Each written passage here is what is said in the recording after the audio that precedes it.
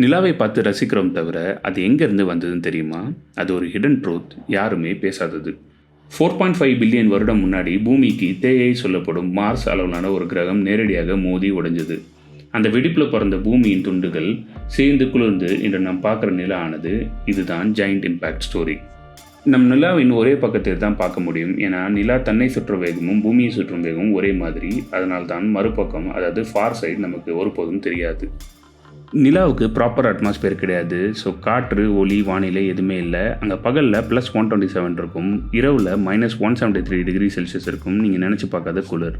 நம்ம பூமியில் வர எர்த்குவேக்ஸ் மாதிரி நிலாவில் மூன் குவேக்ஸ்ன்றது வரும். இதோட ரீசன் பார்த்துக்கிட்டிங்கன்னா, எர்த்தோட கிராவிடேஷனல் புல், நிலாவில் இருக்கிற வெப்பம், அது இல்லாமல் நிறைய மீட்டியரைட்ஸ் மோதும். இதனால் மூன் குவேக்ஸ் அதிகமாக நடக்கும் நிலாவில். நிலா நம்மளை விட்டு வருஷத்துக்கு 3.8 சென்டிமீட்டர் தள்ளி போயிட்டுருக்கு. இந்த வேகம் தொடர்ந்ததுன்னா கிட்டத்தட்ட லட்சக்கணக்கான வருஷங்களுக்கு அப்புறம் இப்போ பார்க்குற நீங்கள் ஃபுல் மூன் ரொம்ப சின்னதாக தெரியும். இதிலும் தெரிஞ்ச பிறகு ஒரு விஷயம் பக்கா, நிலா நமக்கு ஒரு சேட்டலைட் மட்டும் இல்லை, பூமியோட பாதுகாப்பு கவசம். ஏனென்றால் மனிதர்கள் மீண்டும் நிலாவுக்கு போகிறாங்க ஒரு பர்மனன்ட் பேஸ் உருவாக்க, அங்கேருந்து மார்ஸ்க்கு, அடுத்தது யூனிவர்ஸுக்கு பயணம் செய்ய. நிறைய இன்ட்ரெஸ்டிங் வீடியோ உங்களுக்காக காத்துட்ருக்கு. ஸோ சேனலை மறக்காமல் சப்ஸ்கிரைப் பண்ணிக்கோங்க. அண்ட் இந்த வீடியோ பிடிச்சிருந்தா லைக் பண்ணுங்கள்.